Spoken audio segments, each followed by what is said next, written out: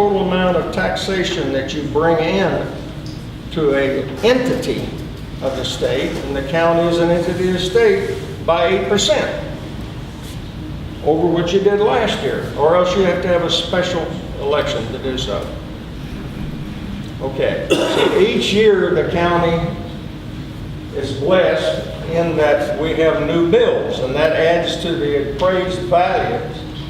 In other words, we have people move in to build houses, so our total inventory of homes or businesses is greater.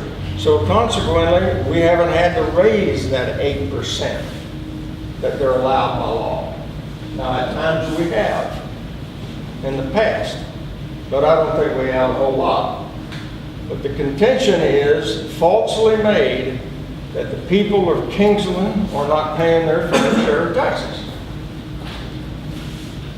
Well, if I live in a $25,000 or a $75,000 mobile home, that's my fair share of taxes.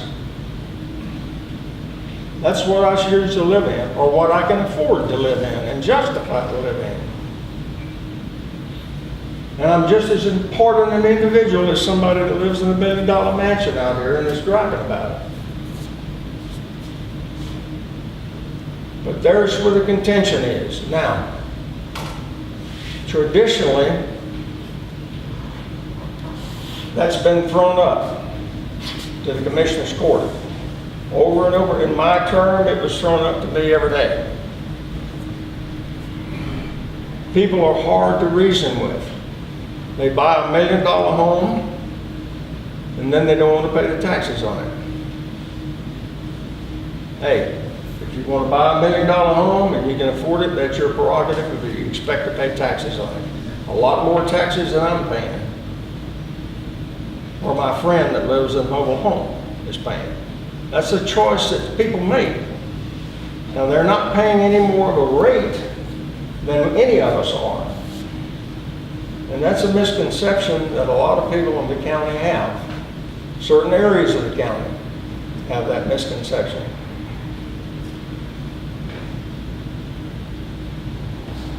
It has divided this county. It has divided this county for as long as I can remember, and I've been here 32 years.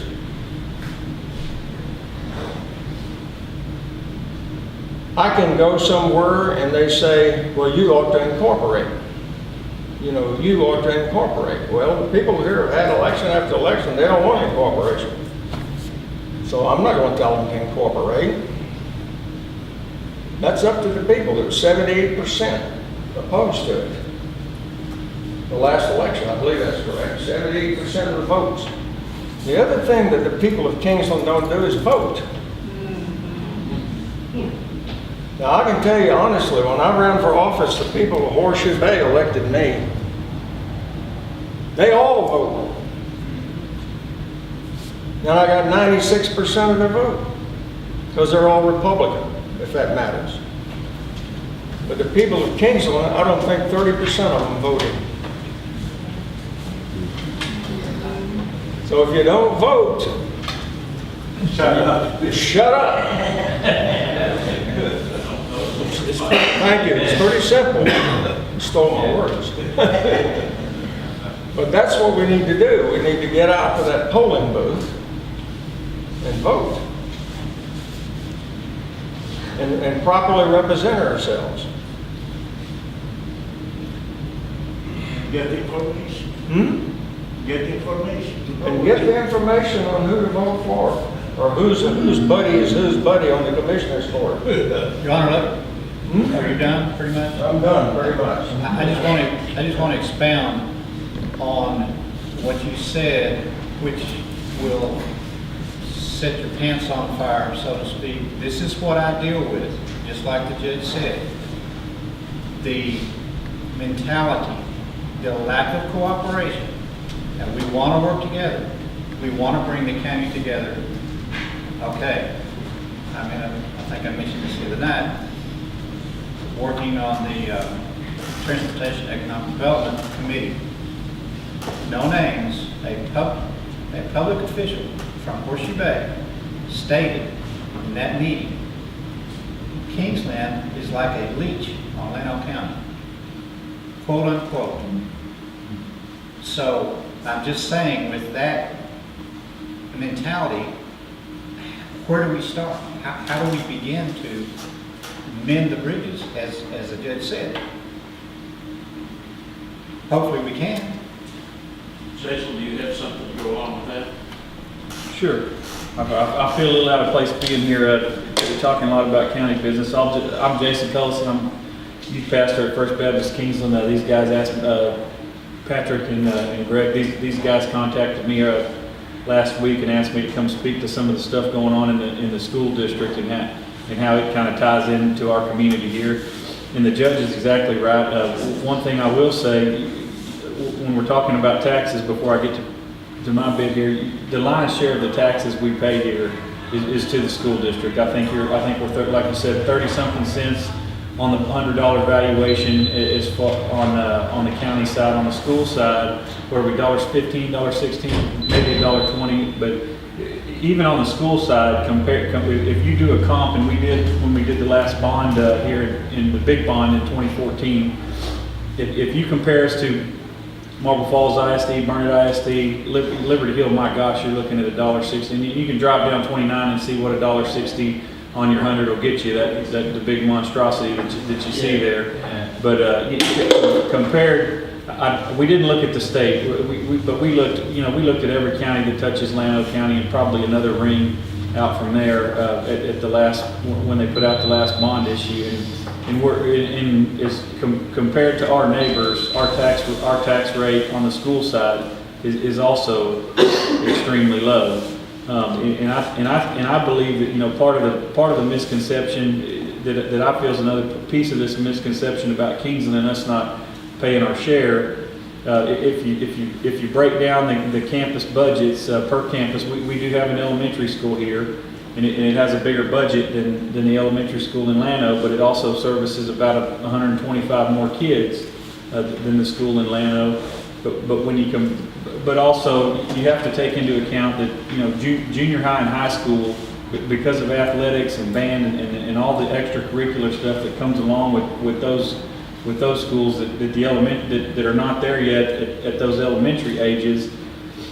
Those schools in Llano County are on the other side of the county in Llano. So the expenditure of the tax dollars, the lion's share of that is going to be spent at those two campuses that service our students once they hit junior high age. And I would argue with anybody, you could say that, I think we were saying there is this misconception out there that 80-something% of the sheriff's calls are coming into Precinct 3, and I just heard the sheriff say that was 86% east of Highway 16, which means that they're not all coming here. But I'm sure that if we broke it down, we would see that you guys are doing more calls here than anywhere else, and I think that the misconception is that, hey, we're paying the same county tax rate as they are, and they're using our sheriff's department up, and nobody else is using it. But I would contend, if you look at those numbers, again, we're talking 30 cents on the 100 compared to $1 something on the 100. With most of our money that we're paying into the school tax, you're basically investing that money in someone else's community. You're paying to build infrastructure on the other side of the county, and there is some value to it because they do service our kids. They provide those things like UIL and band, athletics, and I have nothing. I feel like the people at Llano ISD are great people. I think we've got a great superintendent. I think we've got a great athletic director, and I would, I'd go to the wall for any of those guys. I can't say enough about them, and when I meet with those guys regularly, I can't say enough for the kind of people we have on that side of the county that are trying to juggle this thing. And 2 years ago really got us riled up. And I can speak a little bit to it, and I'll go over the numbers with you and kind of show you where they fit. If you want to follow along with me, I got a handout here. Does everybody that wants one get a chance to grab one? And the first page is just the population of the schools, and I went to not to the central office, but there's a lady, one of the secretaries at Llano Junior High. handles the enrollment numbers. And as of yesterday, this is active enrollment. You can see the breakdown there. We have 485 kids in Llano High School, 410 in Llano Junior High. Llano Elementary School is 403. And then the biggest one is Pack Saddle Elementary. They have as of yesterday, they had 526 kids actively enrolled at Pack Saddle Elementary. It's the biggest school in our district. When you look at the numbers, and it's hard to get an exact figures because kids move around the district, but when we tried to pin it down yesterday, we were looking at 56% and some change of the kids that we felt like were in the junior high and high school combined. About 56% of them, give or take, were coming from Kingsland that would have fed in there at a Pack Saddle Elementary School.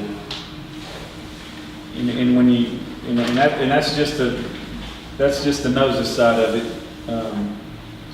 If you turn the page, you'll see the per campus spending breakdown. And I sat yesterday all day with Jill Minshew.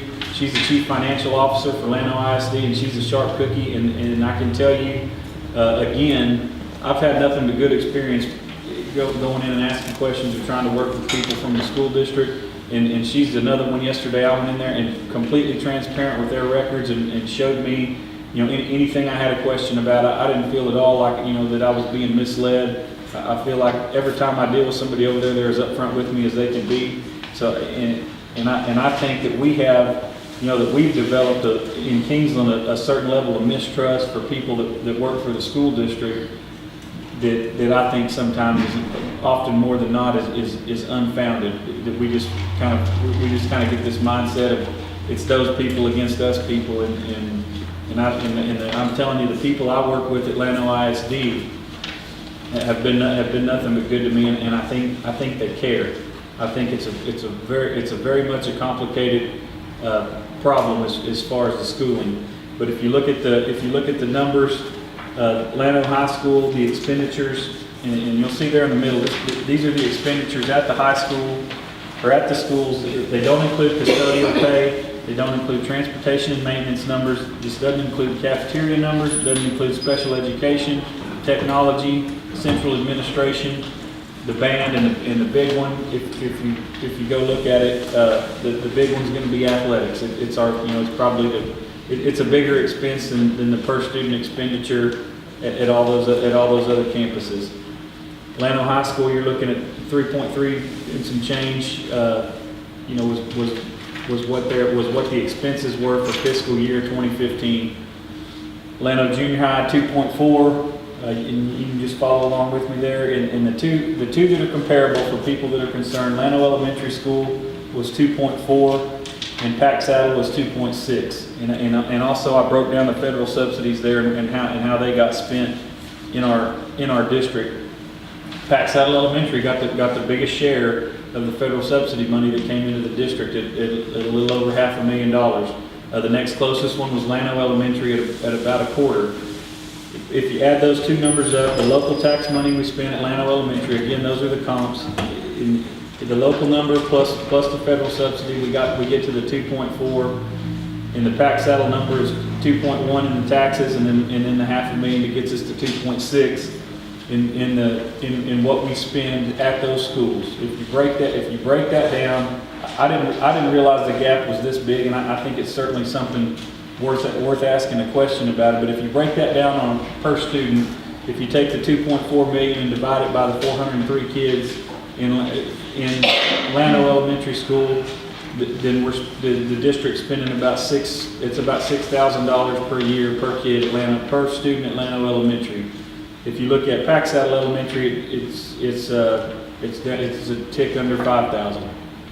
So you've got about it's a $980 difference per kid spent. And again, we're cutting out custodial pay, transportation and maintenance, cafeteria, special education, technology, because those are two different campuses. And they're different age buildings, the maintenance and the transportation and things like that. We're spending more money getting kids from our side of the county to secondary school, obviously from the other side, just because we got to drive a bus over here and get them. And and as far as the breakdown of where the money comes from and where it goes and why aren't we seeing, you know, why aren't we talking about building stuff on this side of the county?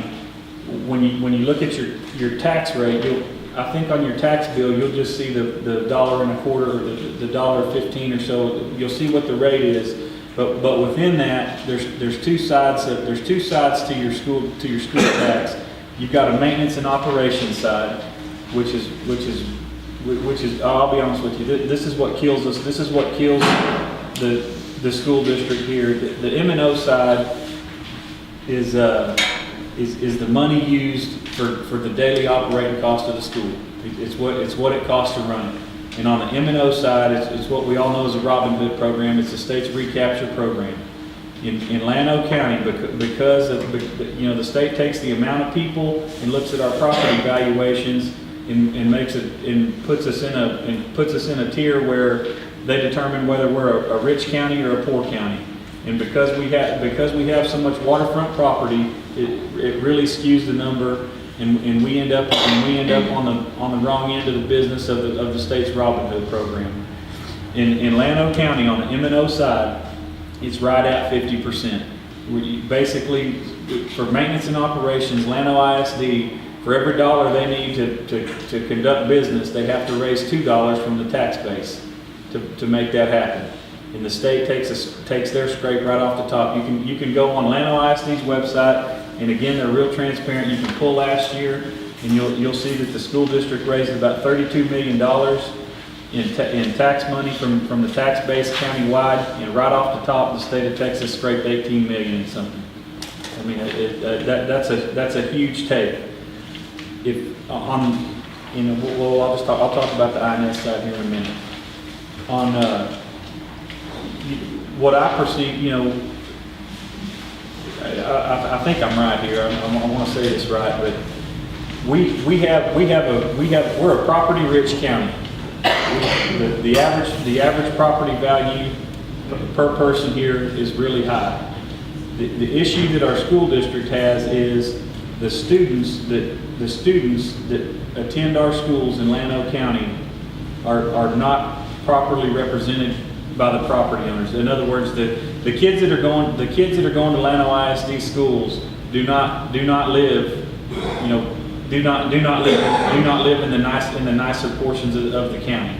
The kids, most of the kids, like I said, are coming from here. You've got a huge amount of them that lives in this neighborhood over here, behind our church and behind these businesses right here. The kids don't live where the money is. So that's what makes it so tough for our county. And talking with Mr. Callahan yesterday, I asked him, so what kind of, because I've been over this with him several times now, especially starting with the last couple bond issues. When we ask the question, what do we got to do to get schools on our side of the county? Because to me, it's a valid question. What's a community of 7,000 people doing in the year 2016, busing their children to a community of 2,500 people over 20 miles away? It's a head scratcher. And when you look at the numbers, we can. I got to talk about INS first to get to this, but the INS side, which is interest and sinking, that's your school bonds. On the INS side, we can spend dollar for dollar, and I'm very thankful to Mr. Callahan and the faculty and the people at Llano ISD. They're very creative when it comes to spending our INS dollars. For example, most schools, when they buy technology, computers and things, they'll buy it on their maintenance and operations side. We buy ours on the INS side because we can get dollar for dollar, even though most districts would consider that something that we just do every year. We've got computers and things like that every year that have got to be replaced. But the superintendent and his people over there, they do a great job, in my opinion, of getting everything they can on this INS side, with the interest and sinking side, which is the bond money. We can borrow money on a bond. And I hope I'm still learning this stuff, and I'm not the smartest guy I know about it. I'm just trying to educate my community as best I can. But we can spend dollar for dollar on the INS side, and the bond money we can use to build stuff. So when we talk about why don't we build schools in Kingsland, we absolutely can. If you look at the tax rate, is to build them. You're roughly looking at about a nickel on the 100 for every $1 million. That's a real crude figure. It's not exact, but just for ballpark purposes, without a very big tax hike, we could build schools on this side of the county. The problem comes in operating them from that point on, because that's where we get into the recapture, and we're very close to where if we raise our tax rate enough, in the recapture program, we jump from 50, right there where we're at now, we jump from 70, we're not far from jumping to 75 real quick. In other words, the state would scrape 75 and we get a quarter. So for every dollar we needed for maintenance and operations of our school district, we'd have to hit our tax base for $4, which is and I can understand the superintendent's apprehension to, going to the people of the county and saying, hey, I think this is a good idea. We need new schools, so let's raise $4 so we can spend $1 of it in our county and give the state of Texas $3 of it. It's a very complicated problem, and it's not. I'm kind of like Ron. I scratch my head on some things and wonder what we do. I think, as far as bonds, we could absolutely do it, and that's up to the voters. It's not just up to me. If we wanted to build schools on this side of the county, when the incorporation thing came up 2 years ago, we were talking. Came up with 6,600 people servicing, and I think right now they're talking came up about 7,000ish. So, I'm not here to talk about incorporation at all, actually. But when I look at a group of 7,000 people, complaining in these school district elections of why are we getting mistreated, we're getting outvoted by, Horseshoe Bay votes a little bit. If there's a bond, they show up and vote. But by and large, if it's not a bond issue, they don't have much more of a turnout than we do. And I'll show you those numbers here in a minute. But for me to sit here and listen to, a community of 7,000 people complain about, why are we getting beat up at the polls by a community of 2,500 doesn't make any sense to me. It's like me coming in and telling my mom that I got beat up by my little brother. It doesn't make it makes absolutely no sense to me. And if you will, turn the page with me,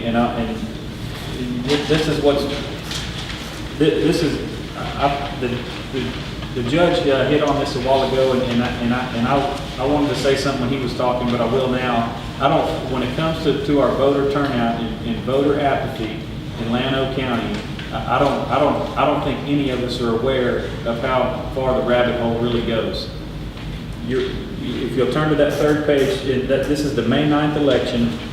You'll look at the back page. I put the key on the back page. I'm sorry, but if you look at 307 on the third page, the May 9th 2015 election, total ballots cast at polling place 307, which is precinct 3, out of 2,789 registered voters, 56 ballots cast for that school board seat. By the skin of our teeth, we hit a 2% voter turnout in a school board election. And, I don't know, if that doesn't embarrass us, I don't know what will. And I'm a pastor, and I work with kids, and I really appreciate what the sheriff's office does, and I can't say enough good things about them. There's a few officers, especially here, that I go to when I have problems with kids that go so far above and beyond that I can't even describe what they're willing to do to help out. But the message we're sending as voters to young people and to families here is scary to me. I was at a pastor's conference last year, and if we're not willing to help the next generation out of the goodness of our heart, I hope that what I say next will maybe scare you into going and voting and trying to help these kids. Because I went to a pastor's conference last year, and they were going over some demographics nationwide in the United States. And by the year, these won't be exact numbers, but I'm pretty close. But by the year 2020 something, about 30% of the voting base in the United States of registered voters will be made up of people that we consider millennials. 30% right in the mid 2000s. By the year 2030, that number is going to jump to 40%. 40% of Americans will be born after the millennium, because of this huge wave of babies we've had since the turn of the millennium. But they call them millennials, but millennials will make up 40% of our voting base in 15 years. In other words, the kids that are growing up right now are gonna make policy for this country. They're gonna steer the direction we go in. And even people, I guess I fall kind of somewhere in between in that Gen X generation. I'm 35, but what I think at that point is not good. My vision for this country and where it's going to go is not going to matter. There's a huge influx of people coming that are very young right now, and I would contend that if we're turning out at a 2% rate at a school board election, we're doing them a disservice. And you'll go down and see City of Llano 410. Their voter turnout's going to be more like a quarter. And then the very last page was the election before, and it looks a little bit better. And I think I can tell you why. I'm sorry I didn't make good copies, but 307 there. We had a 13.5% turnout, and at the time we thought that was fantastic. But if you look at that 13% number, it's a little bit skewed because again, this was the same ballot that the $32 million school bond was on. So we had a big spike, and you'll see even 410 jumped about 5 or 6% turnout for that one. But you'll see the big spike, the 32 million. The $32 million school bond is what I perceive to be the root of that big spike we had there in the 2014 election. That was a pretty contested deal, and it is passed. And regardless of how you felt about it, we're there. We're on the hook for that money. There's no getting out of that. Those projects are going on right now in the middle of Llano. If you've driven over there, they're doing a huge remodel on the junior high there on 71, and then on Oakland Street there's a huge project going on there. They're basically rebuilding the whole elementary school, and I'll say this, man, they needed a new elementary school. That thing was in shambles. But the $32 million bond, I wish I'd have brought that paperwork. You can go look at it, but Pack Saddle Elementary, which is also, I will say that Pack Saddle is the newest school in the district, but I think out of the $32 million, I'm almost certain it was less than $2. Josh, am I saying that right? Less than $2 million at Pack Saddle, 1.8 or something like that. So of a $32 million bond, we're investing $2 million of that on our side of the county and $30 million on the other side of the county. And I don't blame the people of Llano for it one bit.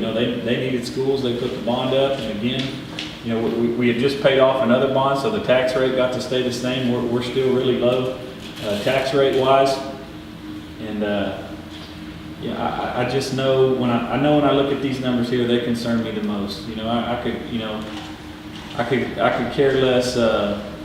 Well, I shouldn't say I could care less. I believe we should be fiscally responsible and teach that to kids, that we don't just get every single thing we want. But for us to show up at a 2% rate at a school board election is embarrassing to me.